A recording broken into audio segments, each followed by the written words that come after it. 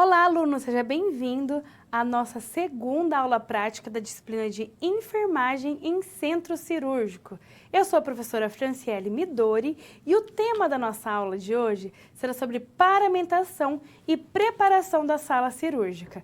Então, na aula anterior, nós vimos alguns conceitos importantes relacionados à central de material e esterilização e agora, na nossa aula de hoje, nós entraremos mais para a parte do centro cirúrgico, do bloco cirúrgico, então de como que nós realizamos a paramentação, como que nós iremos trabalhar com alguns conceitos importantes relacionados ao centro cirúrgico. Agora nós já estamos então adentrando ao mundo do centro cirúrgico. Lembrando que o centro cirúrgico ele faz parte, né, da maioria dos hospitais, das instituições hospitalares. Ele tem um papel fundamental dentro da organização hospitalar. Os profissionais que trabalham em centro cirúrgico são profissionais altamente capacitados, porque realmente ele é um setor com suas especificidades, ele é muito diferente de uma unidade de terapia intensiva, de uma unidade de internação, e uma unidade, por exemplo, de pronto-socorro. Então, o centro cirúrgico realmente ele é um setor totalmente diferente, totalmente importante na instituição hospitalar. Então, para quem já trabalha na área e já tem uma vivência, essa disciplina ela vai ter, com certeza vai ter uma facilidade, você terá uma facilidade maior para entender alguns conceitos. Mas para você que não trabalhou também, abra o seu coração, vamos entender alguns conceitos específicos. Eu tenho certeza que você poderá se apaixonar pela temática, se apaixonar por uma dessas vertentes, né, da enfermagem, que é o centro cirúrgico. Então, para isso, vamos iniciar conhecendo o objetivo da nossa aula de hoje. Então, nossa aula 2 é a paramentação e preparação da sala cirúrgica, e o nosso primeiro procedimento é a vestimentas e o preparo da sala cirúrgica e paramentação da equipe. Para isso, nós iremos conhecer as vestimentas utilizadas e as técnicas de preparo da equipe cirúrgica. Então, nós vamos conhecer quais são as principais vestimentas de quem trabalha no centro cirúrgico, da equipe cirúrgica. Vamos simular, então, essas técnicas de paramentação e também de degermação cirúrgica das mãos. Isso aqui é super importante também para nossa prática. Simular a montagem adequada da sala operatória e conferência dos equipamentos e suprimentos na sala cirúrgica. Então, na verdade, esse objetivo eu vou mostrar para vocês, mas para a gente simular isso em laboratório é um pouco mais difícil. Vocês verão isso com propriedade quando vocês realizarem, então, a visita técnica, a prática de campo, e vocês conseguirão visualizar como que é uma sala cirúrgica, como que ela é montada, tá? Então, para isso, quais são os materiais para esse procedimento? Nós precisaremos de luva estéril, avental estéril, o propé, o gorro, a máscara, um campo cirúrgico duplo de 50 por 50, um campo cirúrgico simples de 50 por 50, um campo cirúrgico simples, aqui repetiu de novo, um campo cirúrgico duplo de 75 por 75, ou aqui, não, é 5 mesmo, e um campo cirúrgico fenestrado de tecido de 60 por 60 e um campo cirúrgico simples de 80 por 80 centímetros. Um campo para a mesa de maio com todos os campos, uma maca portátil, um manequim adulto bissexual, órgão interno para a gente utilizar na nossa prática, e pinças Backaus de 13 centímetros. Para isso, vamos entender um pouco da contextualização de o que é uma paramentação cirúrgica. Então, o que consiste uma paramentação cirúrgica? Então, ela consiste no vestimento específico para a realização dos procedimentos cirúrgicos realizados no CC. É importante que vocês entendam que às vezes a gente usa o CC, que significa centro cirúrgico. Então, é bom vocês entenderem essa nomenclatura aqui, essa CC, para centro cirúrgico, tá? Então, quando eu falo em paramentação cirúrgica, eu estou me referindo às vestimentas que eu vou utilizar nesse centro cirúrgico. Então, quais são as finalidades da paramentação cirúrgica? Eu vou diminuir as chances de exposição a sangue e a outros fluidos corpóreos, então eu vou diminuir a minha chance de contaminação, né, de um contato direto com a exposição de sangues e fluidos corpóreos também, porque eu vou estar paramentado, eu vou utilizar esses equipamentos de proteção individual, essa paramentação, para diminuir este contato direto com a exposição tanto a sangue como também a fluidos corpóreos. Evitar acidentes ocupacionais por risco biológico, então se eu tenho este contato, essa exposição, os meus riscos de acidentes com material biológico, ele aumenta significativamente. Então, essa paramentação, ela já vem para me proteger. Prevenir a dispersão no ar de bactérias provenientes do pescoço, antebraço e das demais áreas expostas à pele. Então, além de eu me proteger, eu vou proteger também o meu paciente, por exemplo, que vai estar passando por um procedimento cirúrgico. Porque eu posso ter algumas bactérias, alguns micro-organismos presentes na minha pele, tanto na mão, como no antebraço, no pescoço, ou qualquer área da minha pele, que eu posso, então, transmitir para o paciente. Então, se eu penso, eu vou paramentar, eu só vou me proteger, na verdade, eu também estou protegendo o outro também. Então, isso é também uma das finalidades da paramentação cirúrgica. Voltando para o nosso slide, quando eu falo em vestimenta em centro cirúrgico, eu vou, então, trabalhar pensando na equipe, né, como a principal fonte exógenas de bactérias. Então, isso é um dos objetivos realmente de eu trabalhar com essa paramentação cirúrgica, porque eu posso transmitir, né, as bactérias para o ambiente em que eu estou trabalhando. E o que eu preciso saber? Que a entrada também da equipe, né, que as equipes sempre têm que fazer essa entrada sempre pelo vestiário, não passar, né, sem realizar essa paramentação para os outros locais. Tem que ter uma indumentária própria. Então, o que entra nas vestimentas em centros cirúrgicos? Entra a parte do gorro, da máscara, da camisa, da calça e do propé. E quando eu utilizo essa indumentária própria, essas vestimentas em centro cirúrgico, eu tenho que ter uma circulação restrita ao centro cirúrgico. Então, se eu estou paramentada com esses equipamentos, com essa vestimenta, eu não posso sair do centro cirúrgico e ir para as demais unidades, ir para o refeitório, ir para outros locais com essa vestimenta. Então, é importante a gente ter essa conscientização também.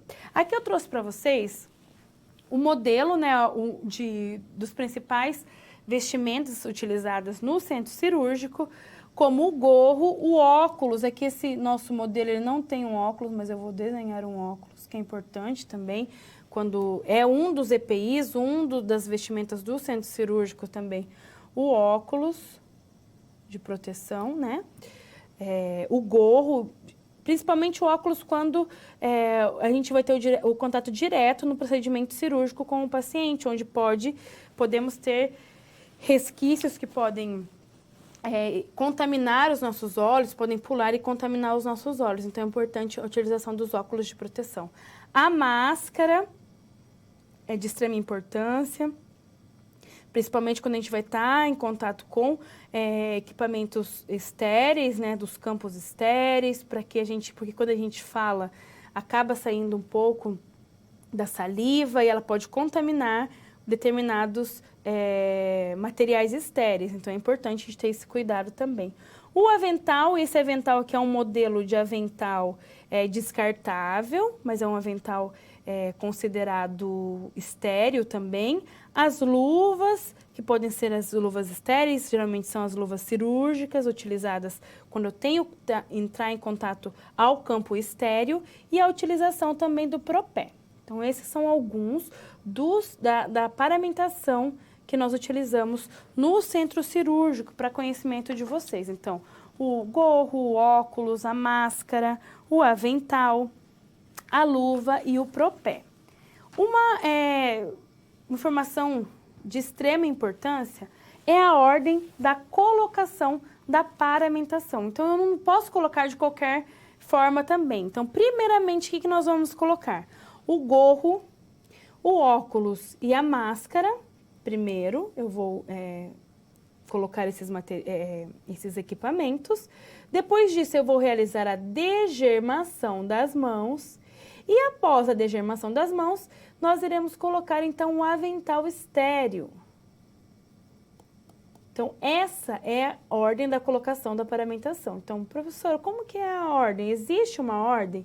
Existe. Eu não posso colocar de qualquer forma. Nós temos, primeiramente, então, pensar que nós iremos colocar o gorro, o óculos e a máscara.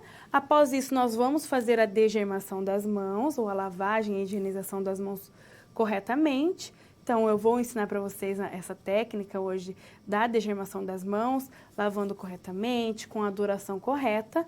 Após essa higienização das mãos, dessa degermação, que serão colocadas, então, o avental e após isso, se é o médico, o cirurgião, né, o cirurgião que irá realizar a determinada cirurgia, vai colocar a luva estéreo, o instrumentador ou qual seja o profissional que irá entrar em contato direto com o paciente. Então, ele já coloca também a luva estéreo. Então, geralmente, essas questões, elas caem bastante em concurso público, qualquer processo seletivo que vocês possam prestar futuramente, caem essas questões sobre a ordem da colocação do vestimenta, da paramentação cirúrgica, tá? Então, primeiro nós vamos ter o cuidado de colocar o gorro, o óculos, máscara. Após isso, degermação das mãos. Depois disso, a paramentação com o avental estéreo. E após isso, a luva cirúrgica também, tá? Então, é importante que vocês entendam esta ordem de colocação dos materiais. Voltando para o nosso slide, aqui eu trago para vocês uma descrição diferencial entre o uniforme privativo e paramentação cirúrgica. Você já parou para pensar que existe uma diferença entre paramentação cirúrgica e uniforme privativo? Por quê? Porque o uniforme privativo, eu não preciso estar paramentado com todos aqueles materiais que eu acabei de falar para vocês, porque eu não vou desenvolver algumas determinadas atividades. Por isso que às vezes eu posso usar o uniforme privativo ou em outros momentos eu posso utilizar a paramentação cirúrgica. Então, o que é o uniforme? Não uniforma, tá? É o uniforme privativo, que a professora errou. É o uniforme privativo. O que é? Ele é a calça, a blusa, o gorro, a máscara e o propé. Já quando eu falo nisso, o que é a paramentação cirúrgica, ela não engloba só a utilização desses equipamentos, mas é a escovação de mãos e antebraços, a colocação do avental estéreo e das luvas estéreis. Então, vocês conseguem perceber a diferença entre o que é o uniforme privativo e a paramentação cirúrgica? A paramentação cirúrgica, ela vai além do que dos materiais, né, da vestimenta do uniforme privativo. Quem deve usar o uniforme privativo? Então, todas as pessoas que entram no centro cirúrgico, eles vão utilizar o uniforme privativo. Então, se eu sou a enfermeira assistencial de determinado centro cirúrgico, eu vou utilizar o uniforme privativo, contendo a calça, a blusa, a calça e a blusa que são específicas para o centro cirúrgico, o gorro, a máscara e o propé. E também, por exemplo, a equipe de anestesiologista, o circulante de sala, caso tenha algum visitante que vai estar presente naquela sala operatória, também vai utilizar o uniforme privativo. E os funcionários, por exemplo, os escriturários, né, que também trabalham no centro cirúrgico. E quem vai utilizar a paramentação cirúrgica? Então, todos que entram em contato com a ferida cirúrgica aberta. Ou seja, o cirurgião, o assistente de cirurgião e o instrumentador cirúrgico. Então, como nós falamos anteriormente aqui nessa nossa tela, todo esse material, essa vestimenta, nem todos os participantes, nem toda a equipe cirúrgica irá utilizar. Então, eu vou utilizar a paramentação cirúrgica quando eu entrar em contato direto com o procedimento cirúrgico, com a ferida aberta.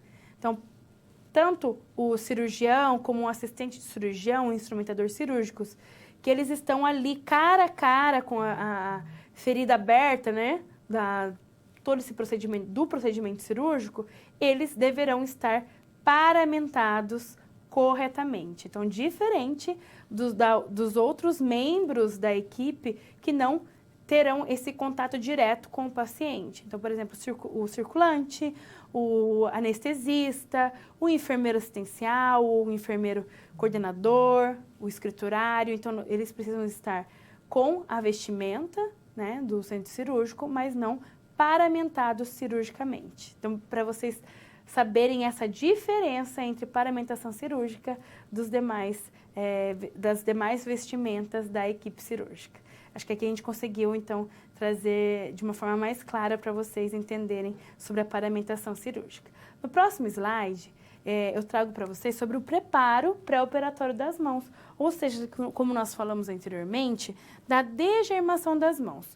Quando eu trouxer o vídeo, a gente vai falar sobre as etapas para que vocês também pratiquem junto aos seus colegas e os seus tutores no laboratório esse preparo pré-operatório das mãos. Então, nós vamos abrir a torneira e molhar as mãos, os antebraços e os cotovelos. Lembrando que no centro cirúrgico nós temos torneiras específicas, que geralmente tem o pedal ou elas são ativadas por sensores. Então, eu consigo ativar por sensor ou pelo pedal, né, e molhar as mãos e os antebraços, os cotovelos.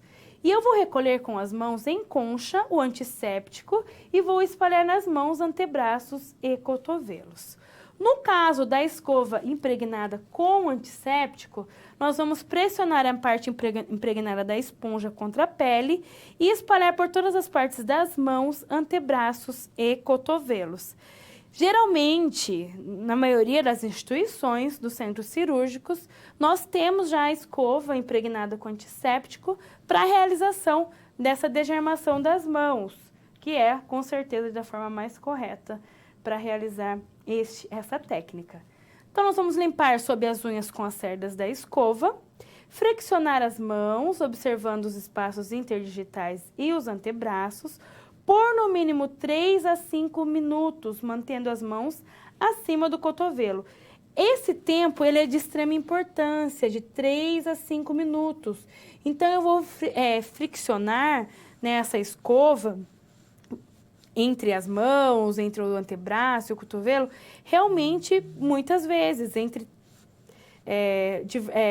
sucessivas vezes, para que esse procedimento ele seja realmente efetivo.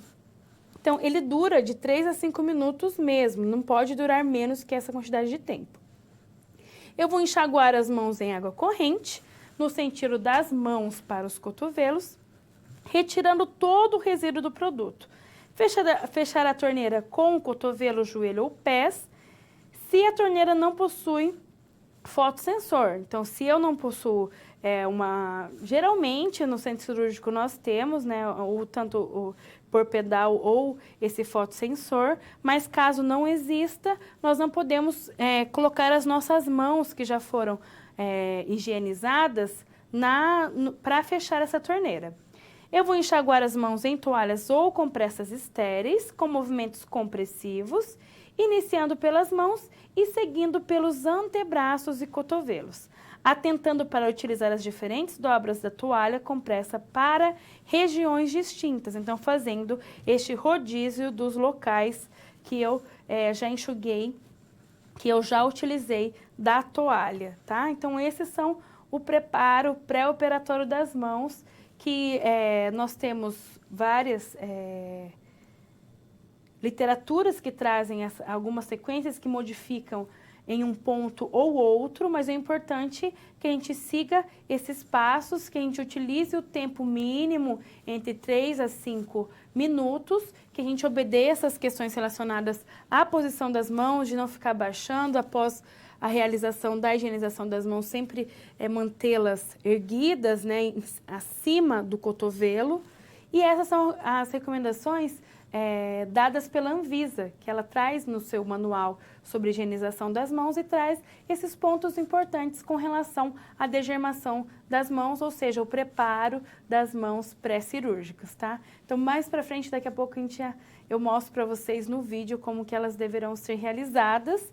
Uma adaptação para o laboratório, porque nós também não realizamos isso dentro de um centro cirúrgico, que tem um contexto diferente, mas que vocês poderão realizar no polo, aí no laboratório de vocês também.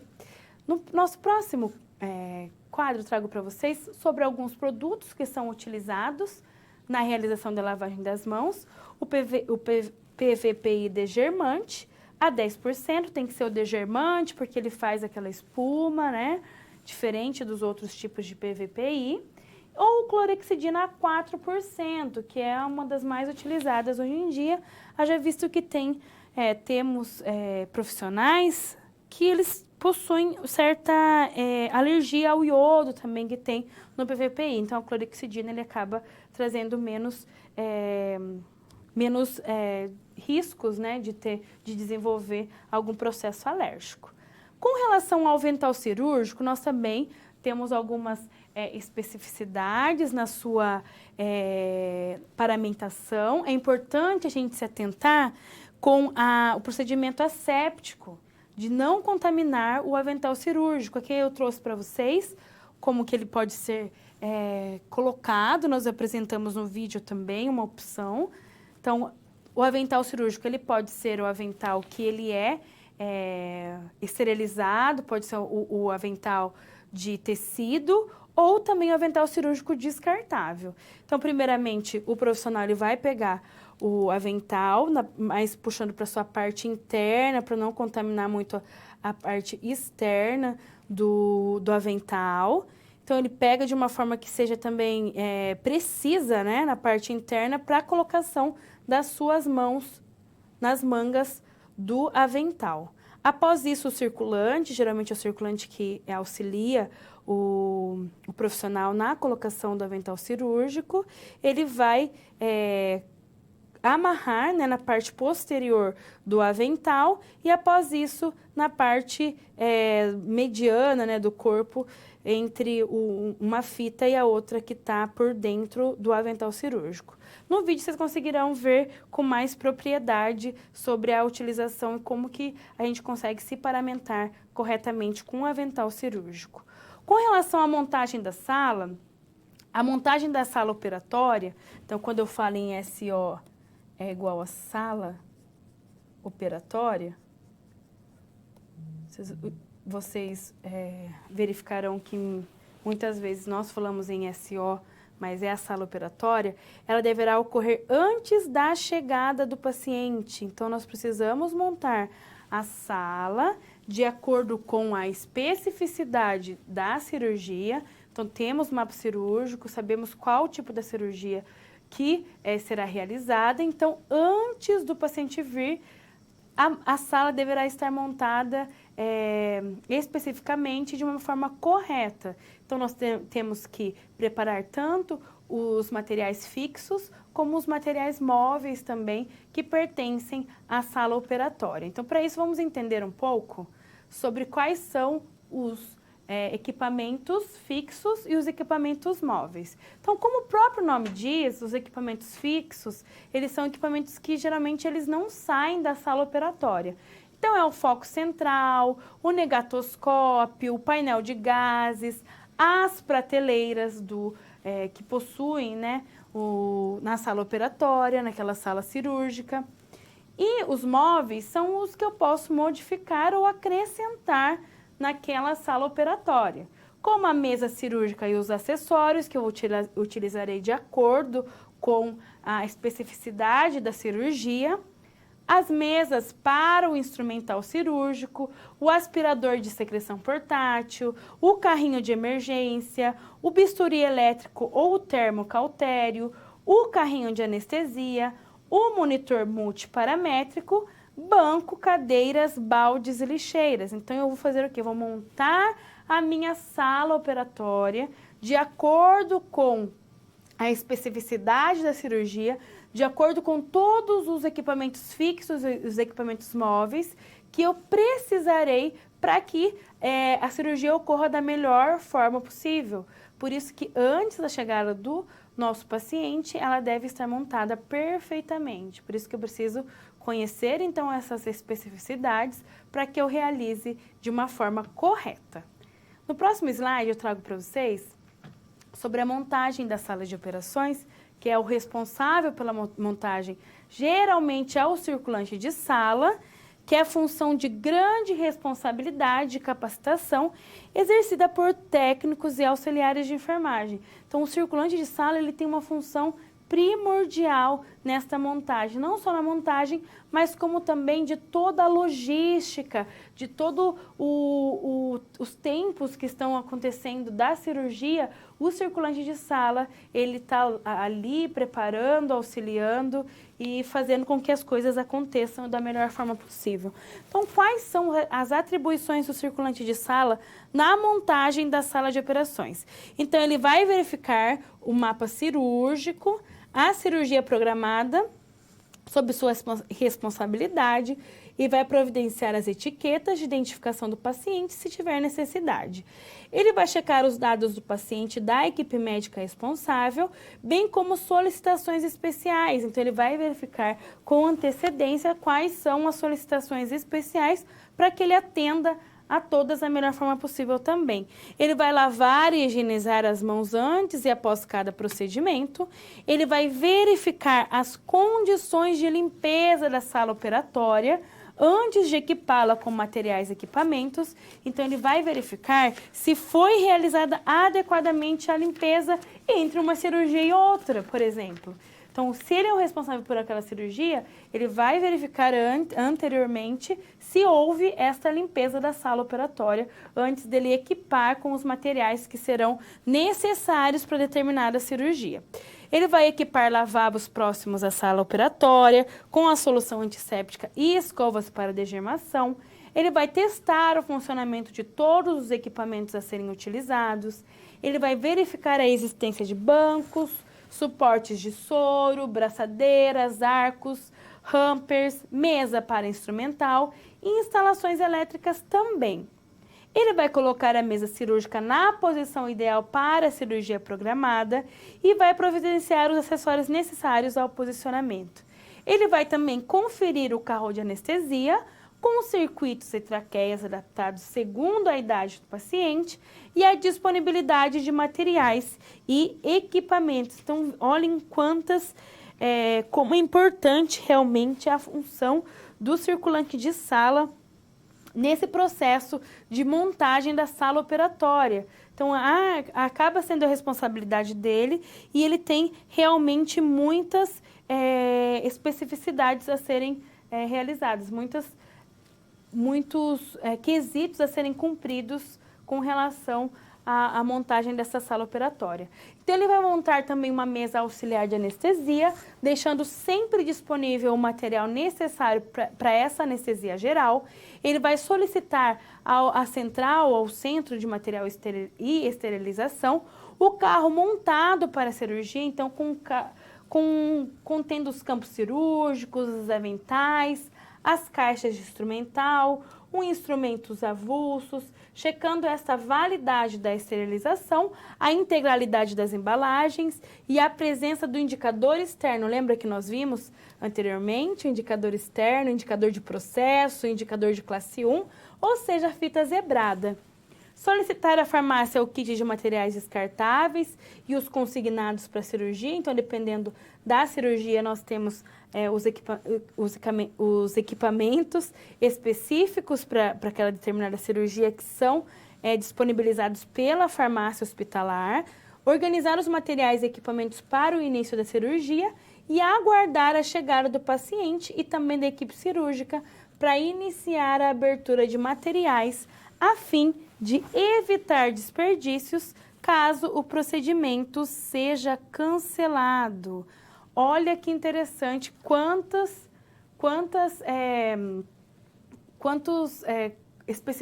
não é especificidade que eu queria falar, quantas funções que o circulante de sala ele tem nesse processo do centro cirúrgico, da montagem da sala.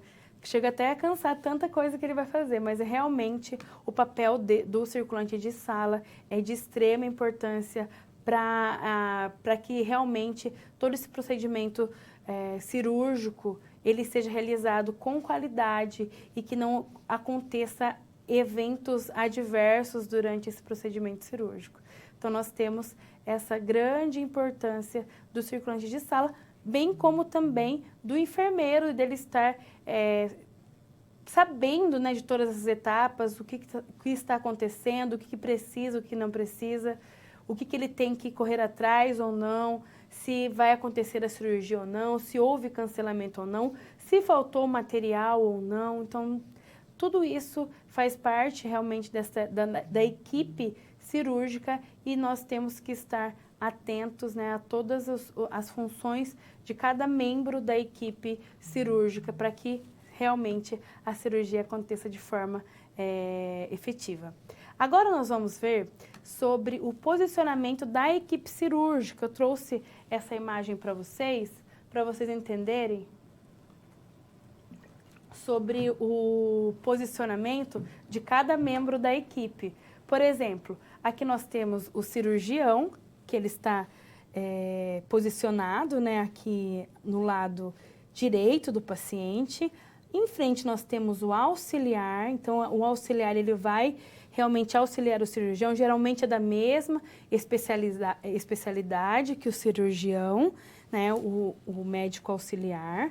O anestesista ele fica próximo à cabeceira, próximo à cabeça do paciente para verificar se acontece alguma anormalidade, se acontece alguma modificação dos sinais vitais, para realmente controlar todo esse processo cirúrgico do nosso paciente. O circulante, então, ele fica numa região de apoio, né, para que aconteça a cirurgia de uma maneira bastante tranquila, de uma maneira que não ocorra nenhum erro, que não nenhum imprevisto, né? Então ele vai ficar ali auxiliando.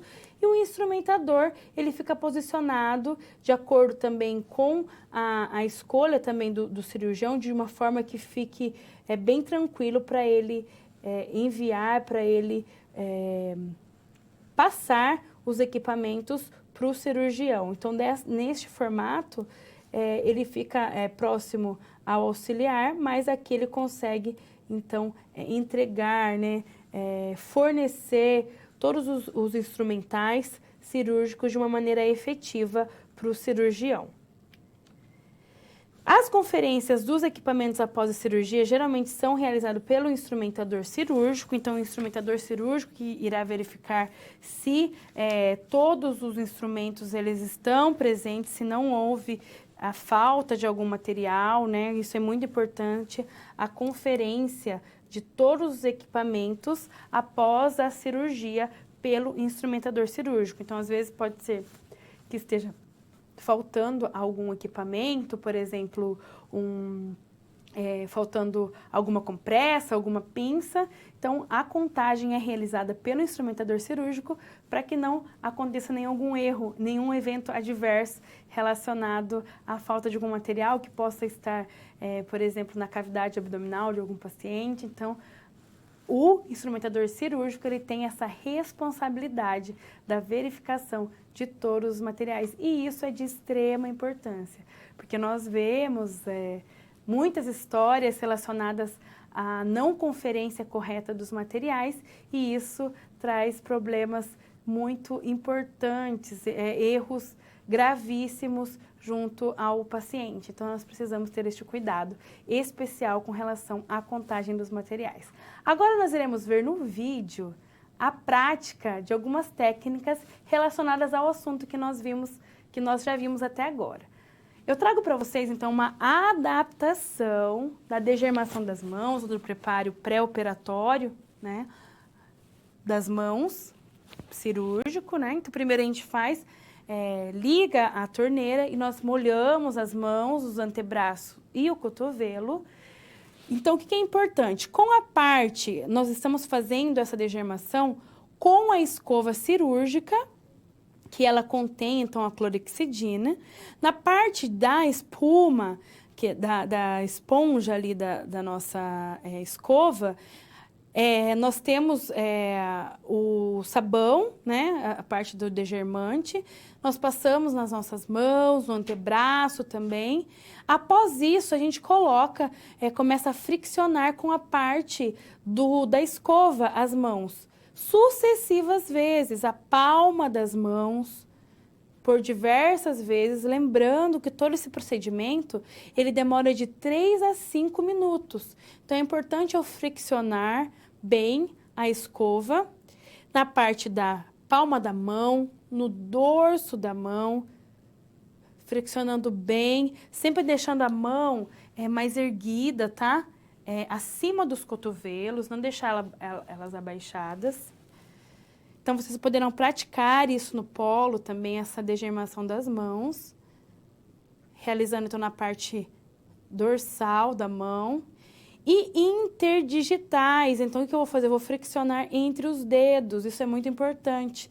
Fricciono várias vezes a escova entre os dedos para que seja efetiva também essa degermação das mãos. Então, esfrego bem entre as mãos, entre os dedos das duas mãos, de uma forma efetiva mesmo, por diversas vezes. Lembrando que nós estamos adaptando esse procedimento para o laboratório. Quando a gente faz isso no centro cirúrgico, acaba sendo até uma forma mais fácil da realização.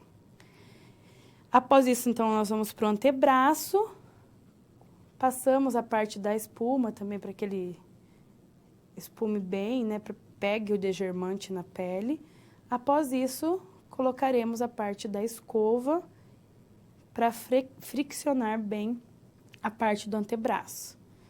Lembrando que esse procedimento ele demora, então, entre 3 a 5 minutos para sua realização. Esfrega bem toda a parte do antebraço. Lembrando sempre de deixar... E após isso, e que é de extrema importância, é a lavagem embaixo das unhas com a escova. Então, eu vou friccionar por diversas vezes as unhas para eliminar qualquer sujidade e para que esse procedimento ele seja realizado da melhor forma possível. Então, eu vou fazer a degermação completa das minhas mãos. Após isso, eu vou, então, com o pedal ou se tiver um sensor, vou ativar a torneira para realizar, então, essa retirada do sabão das minhas mãos. Lembrando que nós estamos adaptando, né? A torneira ela é baixa do laboratório, mas o centro cirúrgico ele é diferente, então, após isso, nós já erguemos e realizamos a degermação correta das mãos. Agora, nós temos um outro vídeo também, que ele traz sobre a paramentação cirúrgica, como que nós devemos realizar, então, o vestimento do nosso avental cirúrgico. Então, geralmente, o circulante, ele pode entregar, né, para o cirurgião, para o assistente, para o instrumentador, o pacote com o avental. Esse pacote ele já tem tipo de uma toalha, uma compressa para realizar a secagem, né, das mãos. Sempre tendo cuidado para utilizar todos os lados e não ficar passando o mesmo lado da toalha ou da compressa no mesmo local. Então, após isso, nós vamos realizar, então, a vestimenta do avental cirúrgico. O cirurgião ele vai pegar pela parte mais interna do avental cirúrgico, posicionando, então, os braços nas mangas. Após isso, ele vira e o circulante ele vai, então, conectar, vai amarrar o avental cirúrgico do nosso cirurgião, do nosso assistente, do nosso instrumentador cirúrgico. Então, tem uma parte que ele fica mais mediana, ele fica interno também. Podemos amarrar.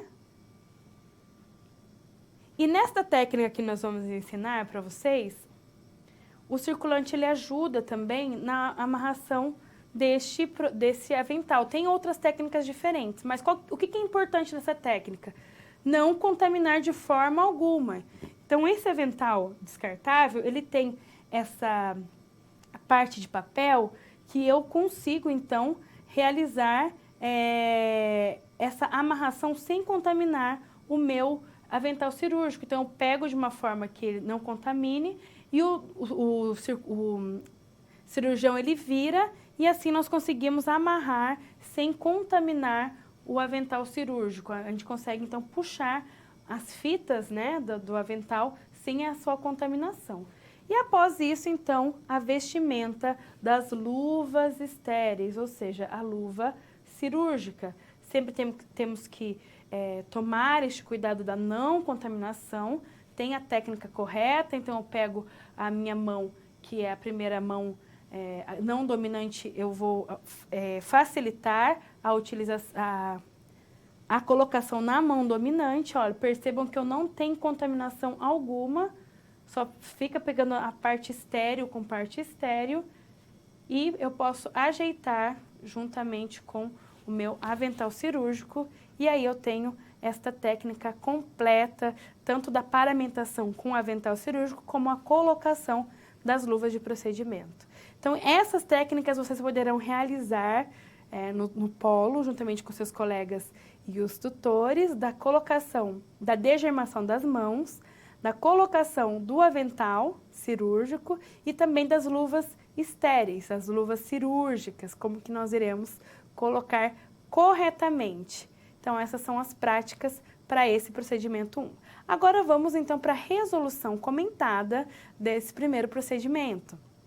Então, aqui nós vamos trabalhar, eu trouxe para vocês alguns conceitos de novo sobre limpeza e desinfecção, que é o procedimento de remoção das sujeiras, detritos indesejáveis e micro-organismos presentes nas superfícies dos equipamentos e acessórios, mobiliários, pisos e paredes, então que são realizadas no centro cirúrgico, as limpezas, né, pensando na sala operatória, tá, que a gente está trabalhando agora, que podem ser utilizadas por energia química, mecânica e térmica, e a escolha do procedimento de limpeza é devido ao potencial de contaminação e riscos de infecção hospitalar, tá? Então, as escolhas são seguindo estes critérios. A limpeza preparatória, ela é realizada antes do início da cirurgia programada do dia. Então, antes de ter a cirurgia, é realizada a limpeza pré-operatória. Então, vindo pré antes da cirurgia.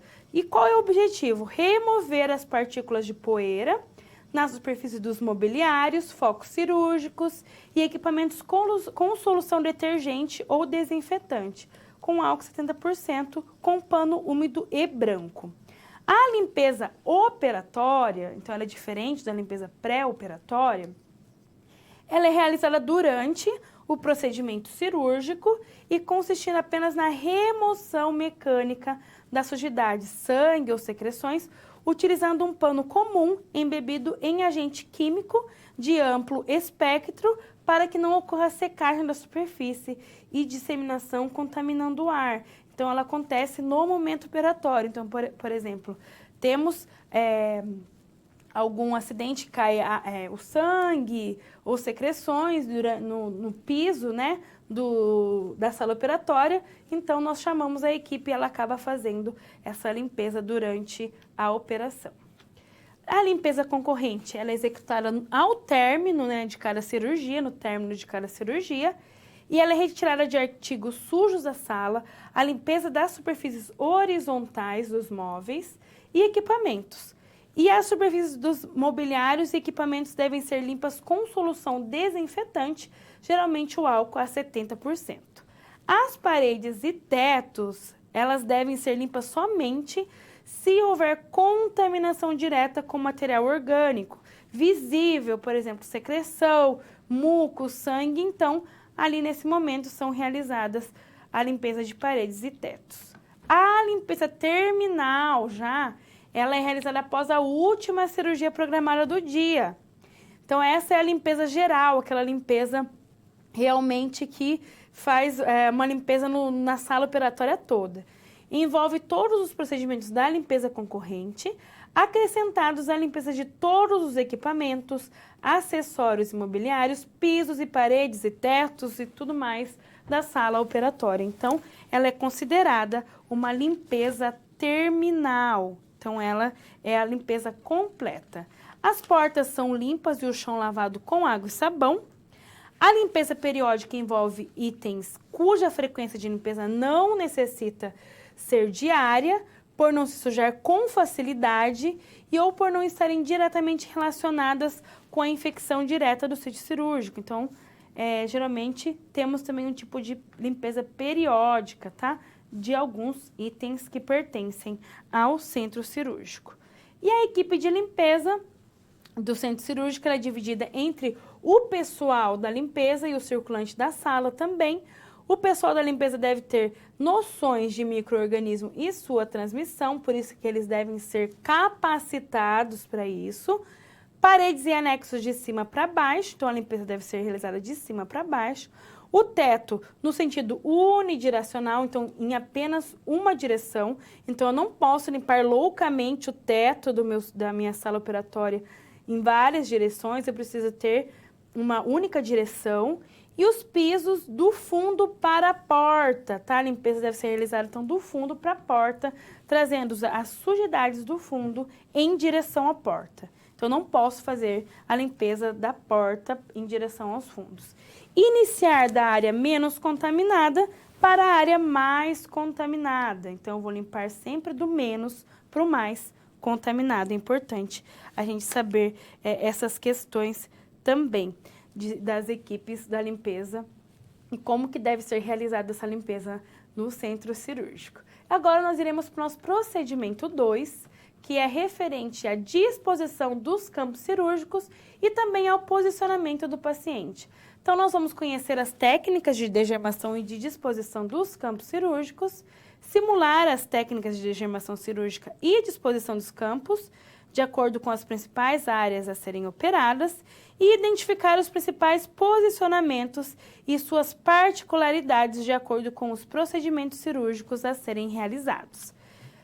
Com relação à disposição e fixação dos campos cirúrgicos, então nós iremos trabalhar, então, de acordo com a localidade, os campos cirúrgicos são dispostos e fixos de uma forma diferente. Aqui, por exemplo, nós temos uma colocação, né, a disposição dos campos cirúrgicos em uma cirurgia abdominal. Então, percebam que vários campos cirúrgicos foram dispostos, né? Aqui é uma simulação também, só para vocês entenderem como que os campos cirúrgicos eles podem ser posicionados e fixados. Não que isso seja uma cirurgia realizada realmente, tá? Isso aqui é um exemplo de uma foto com a fixação dos campos cirúrgicos. Vamos falar um pouco também sobre a placa eletrocirúrgica. O que é essa placa eletrocirúrgica? Ela é o uso da placa eletrocirúrgica, adesiva descartável, quando nós utilizamos o bisturi elétrico. Então, quando nós utilizamos o bisturi elétrico numa cirurgia, o uso da placa eletrocirúrgica é obrigatória. Essa placa é composta por uma lâmina de alumínio ou poliéster recoberta com adesivo eletricamente condutivo. Então, o uso dessa placa, ela se faz necessário. Por quê? Porque ela permite que a distribuição da corrente elétrica na área da placa em contato com o paciente, ela seja descarregada em vários pontos, devido à abrangência da superfície em contato com a pele. Então, o que isso quer dizer? Que essa placa, ela evita que o bisturi elétrico, ele proporcione queimaduras no corpo do paciente. Então, é muito importante, na utilização do bisturi elétrico, seja conectado, seja instalado no paciente a placa eletrocirúrgica. Então, o que acontece? Aqui nós temos um exemplo, né? Pode ser colocadas diversas partes do corpo, essa placa, tá? E porque aqui, ó, quando nós temos a utilização do bisturi elétrico, ele pode ter um retorno, pode queimar, ter queimaduras no corpo do paciente. E isso faz o quê? Uma dispersão, né? Acaba tendo uma dispersão e não ocorre essas queimaduras no paciente. Então, é a prevenção de queimaduras quando existe uma alta densidade de corrente elétrica, que ela é essa corrente elétrica trazida, por exemplo, pelo bisturi elétrico, e ela deve ser colocada em local de grandes músculos, com o objetivo de manter uma área de contato maior. Por isso que coloca nessas localidades que possuem uma musculatura maior e tem um contato maior, então, desta placa, diminuindo, então, a possibilidade de ter essa dispersão, na verdade, de energia e não ter queimaduras devido a essa densidade, alta densidade da corrente elétrica. O que é importante a gente saber de tudo isso? Nós vimos, então, sobre o posicionamento, né, a colocação dos campos cirúrgicos. Não tem muito o que se falar sobre esse posicionamento, porque geralmente ele é realizado na hora, né, do procedimento cirúrgico. Ele é colocado, então, dependendo da localidade da cirurgia, se for em região abdominal, região torácica, em membros inferiores. É importante que seja colocado esses campos cirúrgicos que vai delimitar a área daquele procedimento cirúrgico. Vamos colocar as pinças de Backaus, como que eu vou mostrar para vocês no vídeo, para que fique bem delimitado, e isso é colocado, então, após a degermação cirúrgica daquele local. Após isso também, que é de extrema importância o posicionamento das placas, né, para que não haja, então, as queimaduras dos nossos pacientes devido à utilização dos bisturis elétricos. E outro fato que é de extrema importância nesse momento do ato cirúrgico, na sala de operação mesmo, no momento operatório, é o posicionamento cirúrgico. Então, é isso que nós veremos agora, os diversos tipos de posicionamentos cirúrgicos e para que ele serve em determinada situação. Então, vamos voltar aqui no slide e falar sobre esse posicionamento cirúrgico. Então, a posição cirúrgica, ela favorece o acontecimento do processo cirúrgico, pois ele vai expor a área que será operada, facilitando, então, o procedimento.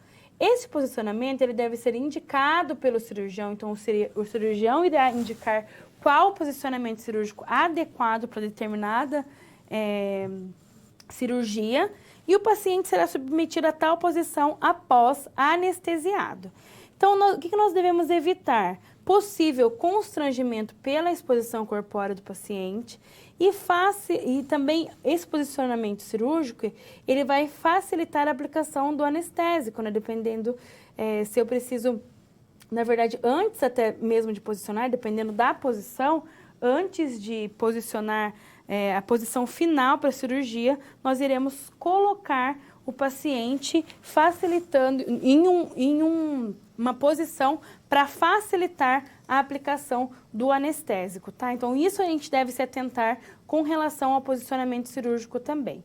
Sobre os principais posicionamentos, o posicionamento cirúrgico ele é considerado como uma arte, ou seja, uma ciência e também um fator-chave no desempenho do procedimento para que ele seja seguro e eficiente, por meio da aplicação de conhecimentos relacionados à anatomia, fisiologia e patologia. Então, quando a gente pensa em posicionamento cirúrgico, parece alguma coisa muito assim, muito fácil, vamos posicionar de tal forma, e sem pensar em todo o contexto relacionado ao posicionamento cirúrgico, que a gente deve conhecer sobre anatomia, fisiologia, patologia. Então, dependendo da cirurgia, o que eu preciso saber? Qual a localidade? Como que eu vou posicionar devido ao posicionamento de determinado órgão do organismo do nosso paciente? Sobre a patologia que o paciente tem, onde que essa patologia ela está inserida e para que vai realizar aquele determinado tipo de cirurgia?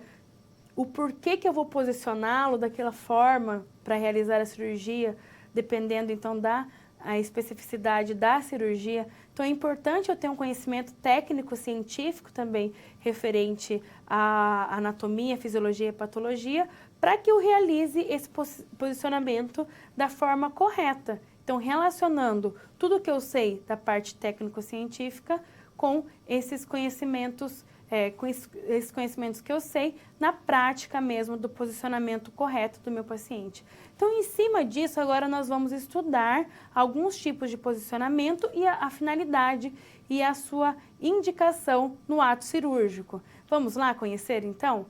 Aqui nós temos uma mesa cirúrgica para conhecimento de vocês e, dependendo do posicionamento, nós iremos, então, colocar o paciente conforme a determinação do cirurgião para a sua posição cirúrgica.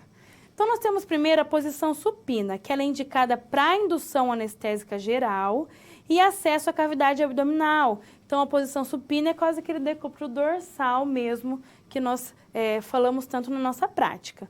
O paciente ele fica deitado sobre o dorso, braços em posição anatômica e pernas levemente afastadas. E as palmas das mãos são voltadas para o corpo. A posição da cabeça deve manter as vértebras cervicais, torácicas e lombares numa linha reta. Então, nós precisamos tomar cuidado com relação a esse alinhamento e os quadris paralelos. As pernas, elas vão ficar paralelas e descruzadas para prevenir traumas nos nervos perineal, tibial, atrito e o comprometimento circulatório também. Então, nós precisamos ter muito cuidado com essas lesões, com esses traumas que podem causar devido ao posicionamento. Por isso que nós temos que nos atentar à utilização de coxins, né, para proteção do paciente. Então, esse é o decúbito a posição supina, tá? Então, nós temos, percebam que temos os coxins aqui, que protegem os nossos pacientes, esse alinhamento da coluna para realmente prevenir erros futuros ou iatrogenias cirúrgicas, né, decorrentes do mau posicionamento cirúrgico. Nós também temos a posição prona, que ela é indicada para cirurgias da região dorsal, lombar, sacrococcígea e occipital. Então, ela é a posição contrária à supina, a posição prona.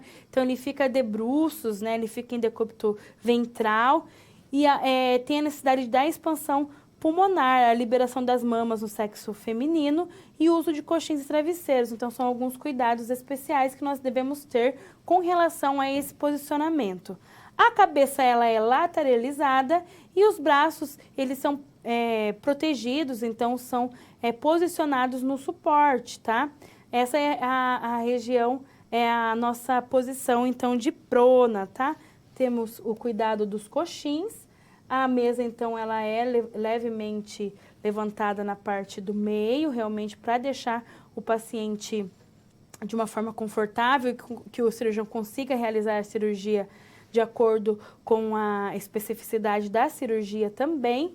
A posição da cabeça é lateralizada e os braços também são colocados em suportes. Essa, então, é a posição prona. Tem a posição de CINS, que ela é bem parecida com os CINS utilizados para a realização de alguns exames na prática profissional da enfermagem. Ela é uma posição indicada para toracotomias e cirurgias renais, então o paciente ele fica levemente lateralizado. Nessa posição, o paciente fica deitado sobre um dos lados, então lateralizado, para obter o seu equilíbrio entre flexão da perna inferior, colocada a extensão da superior, fixando-a transversalmente pelo quadril à mesa operatória.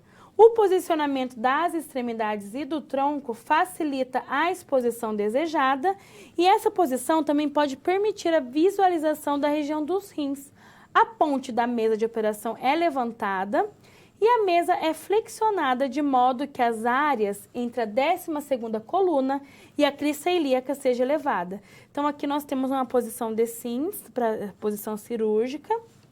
O paciente ele fica levemente lateralizado e aqui eu consigo, então, tanto realizar cirurgias relacionadas à parte torácica, como também à parte renal.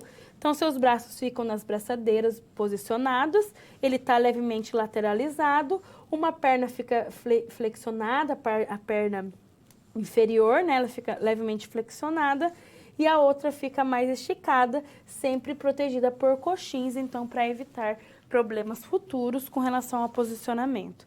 Então essa é a posição de Sims, que ela é muito utilizada em toracotomia e também em regiões, na região dos rins, em cirurgias que eu necessito então ter uma exposição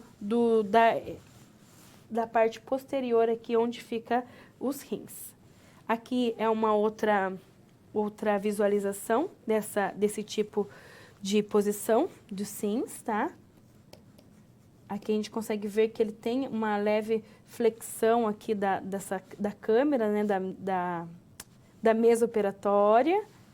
Então aqui a gente tem um outro posicionamento que consegue realmente, aqui fica mais elevado, né, a parte, por exemplo, para uma cirurgia renal. Então ele fica mais elevado e o cirurgião consegue então realizar a cirurgia de uma forma com maior qualidade. Temos também a posição de Trendelenburgo. No Trendelenburgo, nós temos uma melhor visualização dos órgãos pélvicos durante a abertura ou cirurgia laparoscópica no abdômen inferior ou também na pelve.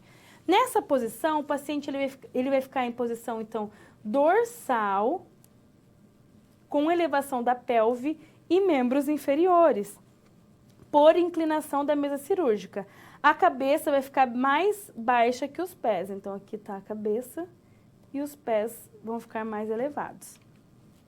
Pode ser utilizada também para melhorar a circulação no córtex cerebral e gânglio basal quando a PA cai repentinamente e aumenta o fluxo sanguíneo arterial para o crânio. Então, na parte clínica, né, da enfermagem, dos pacientes clínicos, nós utilizamos também essa posição de Trendelenburg para realização do aumento da PA, né, quando a PA cai repentinamente. Então, essa é a posição de Trendelenburg. Então, nós vemos que a cabeça ela fica no nível mais baixo que os pés, né? Os pés estão aqui. E o paciente ele fica em decúbito dorsal também nesse tipo de posicionamento cirúrgico. Então, é um posicionamento bem utilizado também nos procedimentos cirúrgicos e tem essa exposição, então, da parte inferior com esse aumento do nível, né, da parte inferior. A posição de Trendelenburg reverso ou proclive, ela é usada então para oferecer o acesso à cabeça e pescoço para facilitar que a força de gravidade desloque as vísceras para diante do diafragma e na direção dos pés. Ela é indicada para manter as alças intestinais na parte inferior do abdômen e reduzir a pressão sanguínea. Então, ela é o reverso realmente da nossa posição anterior, do Trendelenburg. Nessa posição, o paciente estará em decúbito dorsal com elevação da cabeça e do tórax e o abaixamento dos membros inferiores. Então, esse Trendelenburg reverso ou proclive, a cabeça ele fica então na parte superior, no nível muito mais alto, né, do que os pés. Então, eu preciso ter, às vezes, a pressão, né, que a parte das alças intestinais, elas fiquem mais na parte inferior, ou que eu diminua a pressão na parte superior, né, nos membros superiores. Então, em alguns casos, em alguns procedimentos cirúrgicos, nós temos esse tipo de posicionamento, que é bastante utilizado também.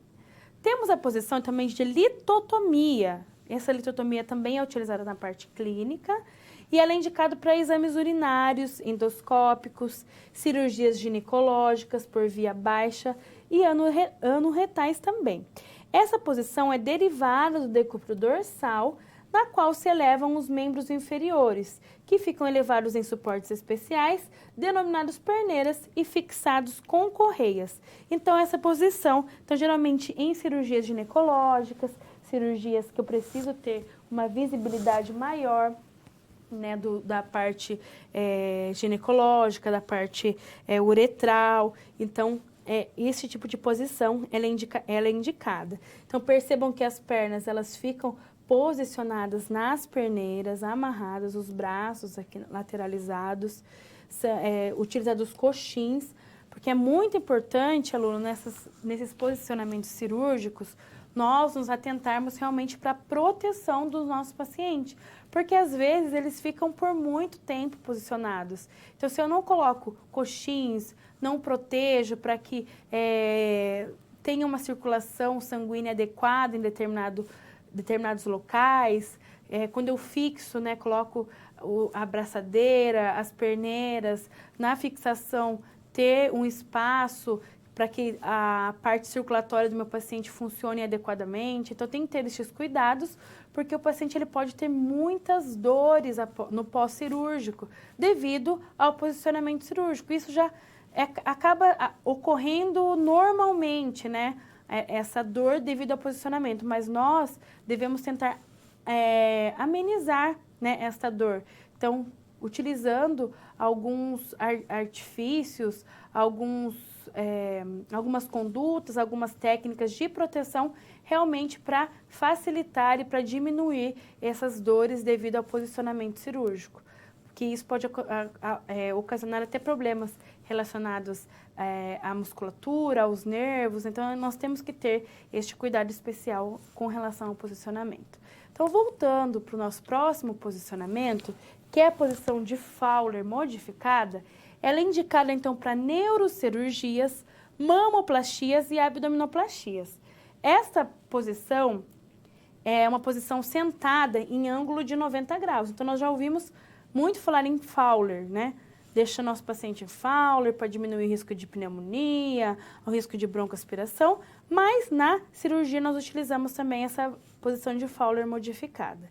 Vamos flexionar a parte dos membros inferiores para prevenção de quedas, então para dar uma estabilidade maior ali, então nós tem flexiona-se a parte dos membros inferiores e ocorre um aumento do peso do paciente no dorso do corpo. O repouso do dorso é elevado, os joelhos são flexionados e o suporte de pé é mantido no lugar. Então, aqui nós temos uma posição de Fowler modificada, geralmente para cirurgias neurológicas, né? Dependendo da cirurgia, nós posicionamos o paciente em Fowler modificada. Então, perceba que tem essa flexibiliza-se, né, os membros inferiores para manter o posicionamento correto. Os pés também são apoiados em coxins. Então, percebam que temos que ter todos esses cuidados específicos com relação a cada posição. Isso é de extrema importância. Temos também a posição que chama Kraske, que ela é a posição derivada da ventral, na qual os membros inferiores, o tórax e os membros superiores, são abaixados de forma que o corpo fique fletido sobre a mesa, mantendo-se a região a ser operada em plano mais elevado. Geralmente são utilizadas para cirurgia da região proctológicas, então cirurgias de próstata, por exemplo, e coluna lombar, porque ela vai ter bem exposta a coluna lombar. Então, aqui nós temos uma típica posição de Kraske, onde nós temos, então, o paciente em decúbito ventral, onde essa posição ela fica em evidência, né, deixada em destaque, realmente aqui na mesa cirúrgica, é elevada essa parte, colocado coxins, né, a abraçadeira, posicionado o paciente corretamente, então, para que a cirurgia ela ocorra, né, na região, ou na região lombar, ou na região, para a realização, por exemplo, de uma cirurgia de próstata, que eu preciso ter essa parte aqui, ela esteja bem exposta, tá? Então, essa é a chamada posição de Kraske. Então, essa é a nossa última posição que nós veremos na nossa aula de hoje. Agora, nós teremos o nosso último vídeo, que eu trago para vocês, de uma forma bem rapidinha, como que nós podemos fazer, como que nós podemos colocar, né, inserir os campos cirúrgicos, a fazer a montagem e também a inserção da pinça para fixação desses campos cirúrgicos. Vamos para o nosso vídeo? Então, aqui nós temos uma simulação de uma cirurgia também, da disposição dos campos cirúrgicos. Por exemplo, aí nós temos uma cirurgia abdominal, né, uma situação hipotética, e como que eu posso, então, colocar a nossa pinça, o Backaus, que chama. Então, perceba que ela é diferente, ela tem essas pontas que fixam, né? Eu consigo travar e fixar, né, o meu campo cirúrgico. Então, eu vou colocar entre um campo cirúrgico e outro, prendendo bem um e o outro, e eu posiciono em cima dos campos após isso. Para eu saber que está bem fixo, para saber se os campos estão bem fixos, eu posso puxar e assim eles não desgrudam. Então aqui eu trouxe mais ou menos para vocês poderem praticar aí no laboratório de vocês também o posicionamento correto dos campos cirúrgicos. Simulem em vários lugares uma cirurgia em membro superior, em membro inferior, em região abdominal, né, região torácica, juntamente com o boneco. Posicionem os campos cirúrgicos e utilizem essa pinça Backaus para realizar essa fixação, para que ele fique bem preso, tá? Então, eu trouxe para vocês realmente praticarem. Agora, nós iremos, então, fazer a resolução comentada do nosso procedimento 2. O que nós devemos fazer? Então, enfatizar a responsabilidade do enfermeiro na organização do fluxo de trabalho em centro cirúrgico. Isso é de extrema importância. Nós sabermos o papel do enfermeiro nesse fluxo no centro cirúrgico, da responsabilidade de saber o que está acontecendo, de saber os tempos, né, que estão ocorrendo naquela sala operatória, se está faltando material, se não está faltando. Então, isso é muito importante, o papel do enfermeiro como coordenador do processo, como coordenador de um centro cirúrgico também. Voltando para o quadro, também temos que incentivar o uso dos EPIs e vestimentas adequadas, destacando a correta técnica de degermação e paramentação. Então, isso referente a todas as práticas que nós vimos hoje com relação à paramentação, vestimenta adequada, sempre destacando a correta técnica de degermação e paramentação, e isso pensando também com relação a todas as técnicas utilizadas no centro cirúrgico, né? Pensando no posicionamento correto, em como que eu vou posicionar corretamente o meu paciente, pensando também em como que eu vou utilizar os coxins para eu evitar os danos futuros que um posicionamento mal colocado pode ocasionar ao meu paciente. Então, isso é muito importante a gente ter esse pensamento crítico e reflexivo sobre as nossas atitudes no centro cirúrgico também. Padronização da organização da sala cirúrgica, com disposição adequada dos instrumentos utilizados nas diversas cirurgias. Então, sempre nos atentando na organização do centro cirúrgico como um todo, em como que os materiais estão disponíveis, como que a minha equipe cirúrgica está trabalhando, né, tendo um controle, cuidando de todos os possíveis eventos adversos que podem acontecer naquela cirurgia também. Então, é importante a gente ter esse raciocínio de ver o centro cirúrgico como um todo, né? De ter este cuidado especial, pensando que ele é um setor muito específico, tem algumas particularidades que somente no centro cirúrgico vocês conseguirão visualizar. É um setor fechado, é um setor que tem muito estresse, né? Quem trabalha em centro cirúrgico sabe dos fatores estressantes que nós temos no centro cirúrgico, mas ao mesmo tempo quem trabalha em centro cirúrgico acaba se apaixonando e acaba tentando melhorá-lo da melhor forma possível, tá? Então, essas foram as nossas técnicas de hoje, relacionado então à paramentação, a diferença entre o vestimento e vestimento cirúrgico e a paramentação cirúrgica, os dos privativos, a utilização dos campos cirúrgicos, os posicionamentos cirúrgicos e as suas especificidades. É muito importante, então, nós conhecermos os tipos de posicionamento cirúrgico. Com relação ao posicionamento cirúrgico, é difícil a gente conseguir realizá-los no laboratório, porque nós precisamos de uma mesa cirúrgica com braçadeira, com perneira, mas é importante vocês saberem como que elas acontecem, quais são as suas finalidades e para que serve, porque nós utilizaremos muito isso na nossa prática profissional também, tá? Espero que vocês tenham uma ótima prática, sempre procurem estudar cada vez mais, se aprofundar do assunto. O centro cirúrgico, ele realmente tem uma vasta gama de conteúdos, de teorias sobre esse assunto. Então, é importante que a gente esteja sempre lendo. artigos científicos produzidos na área, os livros didáticos também. Tenham ótimos estudos e até a nossa próxima aula prática.